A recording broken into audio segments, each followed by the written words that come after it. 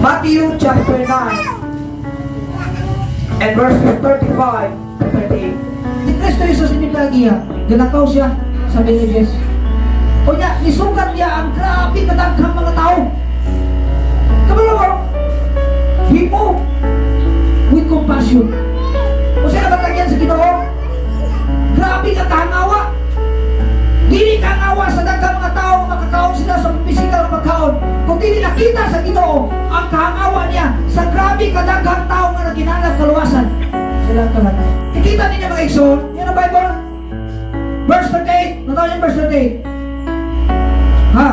Masagin sa verse 38. Okay, come with me. Pray ye therefore the Lord of the harvest that He will send forth laborers into His harvest. Masagin sa Bible, ang Ginoo mismo nag-ampo na untag-daghang mga mag-aani na mapadala ngadto sa misunod. But listen, unsay kakulian na eh. Unsay kakulian. Verse 27. Unsay verse 27. Then said he unto his disciples, the harvest truly is plenteous, but the laborers are few. Amen? Unsay kulang. Unsay kulang, magustuhan mo na natin yung busot? Unsay kulang. Mag-aani. Hindi mo si Pastor Ina. Kung physical ang anihon, puno ang maon. Pero spiritual nga niyo nun, tutay na ang marugani. Just imagine, tutay na kita diri. Niya dili pag dito mo kuyo. Amen. Amen. Amen. Tutay ang marugani. Takhan kayong anihon. Are you blessed with this verse? Blessed mo ng verse. Igsoon, pasabton na mo, it is biblical. Biblical kayo ni igsoon na naidaghang unbelievers. Amen? Amen! Amen. Yung totoo. Nindot kayo masalit sa Bible ha. Daghan ang ananihon, apan jutay ang manugani. Napasabot na daghan ang unbelievers, jutay ang believers. Amen? It is biblical. Karon, anong kinahanglan nga magtinalog ka sa pamangalagan? Mo-full commit ka sa Ginoo because daghan kayong anihonon, jutay na ta. Judgment is coming. Spiritual, kinahanglanong sa tao. Pero iksaw lang tawa ninyong tendency. Jutay ang manug-ani, daghan kayong anihon. Iksaw, kung dili ka mo commit sa Ginoo, kinsa may moani ang mga nalabuan sa Corbalos. Kung muhunong pagka, kinsa may moani ang imuhang mga friends, mga relatives, mga classmates, imong mga maestra, imong mga papa o mama, imong mga anak, kinsa may moani anaw niya, kung dili ka mag-serve, fully diya sa Ginoo. O, tawag na, paminawan na ninyo mga mga instruksyon. Kinsa man ang mag-serve dito sa Ginoo? Kinsa? Wala. That's why this morning, di kinahanglan sa Ginoo, nga kita mga Kristohanon nga bisang jutay, mukumit kang sunod-sunod. Amen? Ginoo, makakita niya sa mga tao. Uy, pilihok ang iya kasing-kasing sa sobrang tanong. Uy, naman na nato ang klaseng kasing-kasing. Kana makakita ka sa mga igsoon na hindi ka matay ang ipin mo, di maluwi naman. Maluwi ka? Amen? Kapag mo, the saddest part sa imong kinabuhi, kana makita ni mo ang imong kinabuhi, kauban sa kinabuhi, na ilubong na, nakabalukang diligas. Kung may pinaka-saddest things, balukong sa saddest, pastor, karong pinito ka ka, karong maalan ka ni mo. Pero sa diya, makita ni mo ka, ilulod na diya, kuya wala kay Kristo, nakabalukang asa na paingon. Kaya ikaw nakabalo sa kaluturan. Amen? Amen. Kung niunong naon sa tao, kung niunong naon sa Kristohanon, takkan kayo alanihon, bisa ka itong parte sa pamilya, anihonon tara. Kung niya kung mag-give up ka, kung niya kung mag-decide ka mag-backslide, kung decide ka mag-biya sa Ginoo, kinsa may muani ako nila.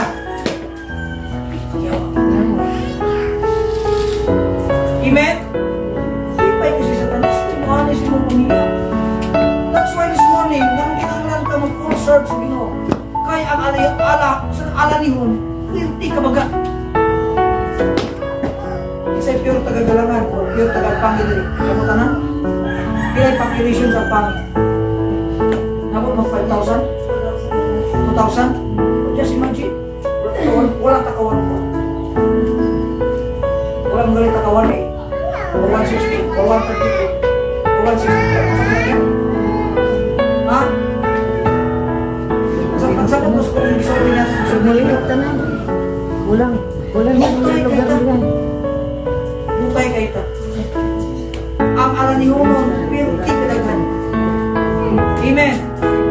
Pastor, ang pangutana. Kinsa may giampo sa Ginoo, aron kining alanihon sa dapit nato ang hinayutan. Mani. Kinsa may gilauman sa Ginoo. Kamu itang Kristohan. Amen. Pray ye therefore that the Lord of harvest that He will send forth laborers into the harvest. Kinsa giampo sa Ginoo. God is praying for young people. Nagkatama mga young people mo na magsugid, mag-harvest sa mga pino young people nito na wala makabalos na matugan. God is praying the pino na pinusin niyo mga mama, kabalo mo, pinusin niyo mga mama. Nindot kinakamulas dito na ministry. Ano naman, diyan niyo makita kung unsa na magrupo ng mga mama. Ano naman, ang mga mama kung mag-unity na, tako na kayuan sa bulaton sa Ginoo. Why, Pastor? Because ang ministry sa mga mama na kinahanglan ko ng mga marunong usog din sa naman. So, ibot mo sa mga Pastor. Dagang mama sa kalibutan. Amen? Amen. Dagang mga ginikanan, mga inahan, dinin lugara. O dinin na ma-reaching, so dinin na nato maabot. Kung wala'y mga mama ka maglihok.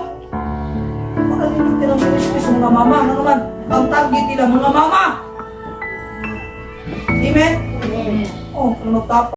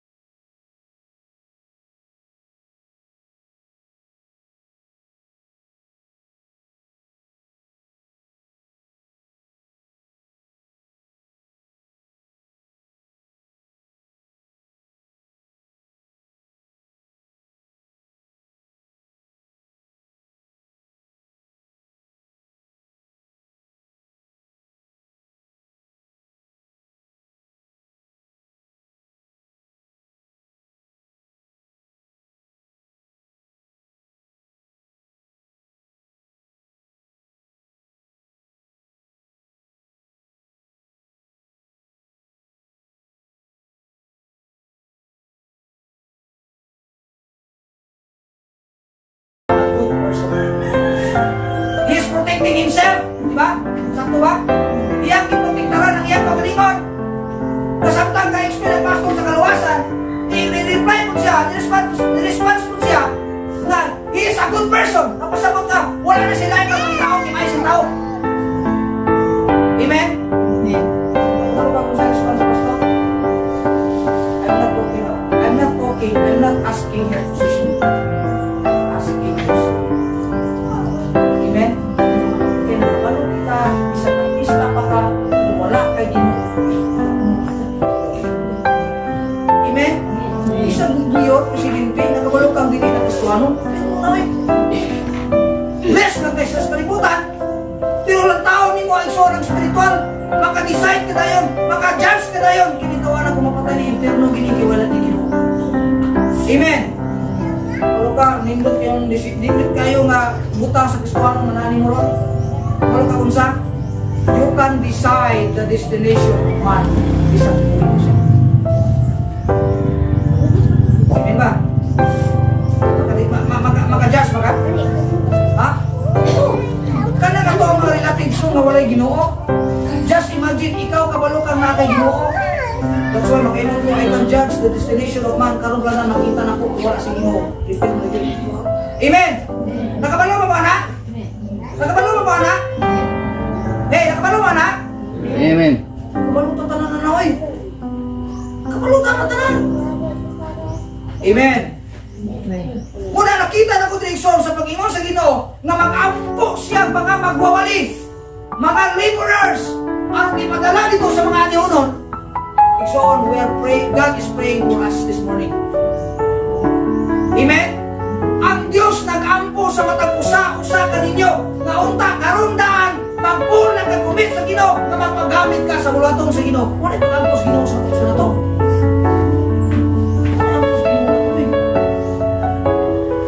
Amen?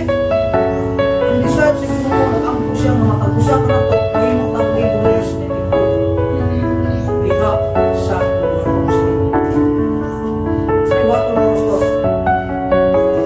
commit fully to serve the Lord.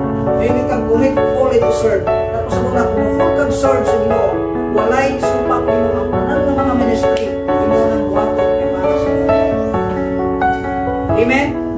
Kapag mo mag-asa magsugod ang pag-active nimo sa ministry, kada kanan sa panahon nga ni-commit ka, nga mag-surrender ka, nga magsunod di ka, tinuod sa Ginoo. Yan ang sunod. Pero wala naman na batas mong kinabuhi. Pero wala na nimo desire sa mong kinabuhi. Ingnon di ka, mga ministry sa simbahan, wala ang pakita na nyo. Di ka malugtan, di ka matablan. Nga naman, kaya wala ka nag-fully serve sa Diyos. The challenge this morning, God is praying for you. God is praying for us. Kinsa mga nitong tagon, mubo ka ka tawon sa mga tao, wala man kayong taro nga, testimony siguro si Juan Paga. Kinsa ka, say, tao kumbre, babak pang tao sa mga tao po. Amen? Hindi ko taturuan kung sa posisyon. But listen, bisa kung sa mga posisyon mo inyong lugar sa atong lugar, inyong ikaw ang representante sa Diyos. Para tayo mong believers para sa mga kalag ng utak ng Evangelyo atong masulyan. Amen? Amen? Pero nito mga nao, ay simple rin ito mga forma. Pero mga representative ka sa Ginoo. Pero tawag ko na ito ang kabulingon din. Haong batang tawag ng mga representante sa Ginoo? Bakayan batang tawag ng mga ambassador sa Diyos? Pero tawag ko na ito ang kabulingon. Haong bakong tanaw o tawag nga representante sa Diyos. Let's ask ourselves.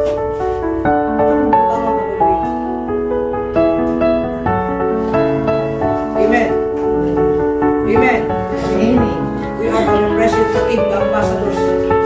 That's why mga Kristiyaano ni Kumuntagon, kinahanglan kita na mag-full serve sa Diyos. Amen. Full serve sa Diyos. Full serve sa Ginoo. I hope na matapusan na ito yung suha. Ito ang itagapag-tagal. Why we need to full serve the Lord? Number one, because Judgment Day is coming. Number two, because the harvest is truly plenteous. The harvest truly is plenteous, but the laborers are few. And God is praying for laborers. God is praying for young people. God is praying for men of the church. God is praying for the women of the church. God is praying all of us. Ang Diyos nag-ampok na atong tanan nga mahimong faithful stewards and not unbelieving stewards. Amen? Why? Because the souls are crying. The souls are crying. Kailan mo kalagahilak? Kailan mo kalagahilak? Wala mo kita kalagahilak. Every time na makakita ang tao na nasa dautan, their souls are crying. Hey, listen, mati mong pastor? Mati ko? Put this in our mind. Ibutan na ito nisto una ba? Sa time na makakita ang tao na naas kinabuhi dautan, ang ilang salat nagpanawang na nato to rescue their soul. Amen. Kabalo mo kung na ako yung mga tao makita na nasa dautan ng mga lihok, nasa mga dautan ng binuhatan, wala ko masuko sa mga tao. Nasuko ko sa yawa. Why? Because biktima sila sa yawa. Amen. Kasabtan ko ninyo? Matag tao na yung kalibutan na biktima sa dautan. O saan na makita na ito ang tao na nagpadayon sa iyang dautan na binuhatan? They are innocent. Biktima sila sa yawa. That's why kita ng mga nakabalo, kita ang rescue because their souls are crying. Kung makita pa lang nato ang kalagi na kahilak, nakakanawag nato, iksoon. Yan ang kapagbatya. Kung makita pa lang nato, their souls are crying. Amen? Kung nakunat tayo mga sabok sa pamilya na wala gyapon sa Ginoo, isang dilat. Ayaw ninyo ipalayo, ayaw ninyo kamaya, ano naman, they are victim. Oh, biktima na sila. Biktima na sila. Kita kanyan to, kung wala tayong kapal sa banturan, we are also victim. We are innocent kita. Pero salamat, kay karon nakakita na ka, karon nakabalo na ka, ikaw ang gamiton sa Ginoo. Aron ka tong mga tao na ang kalang kahilak igsoon, kuha silang masultihan. Mahimo ba na nato mga kasama? Mahimo ba na nato?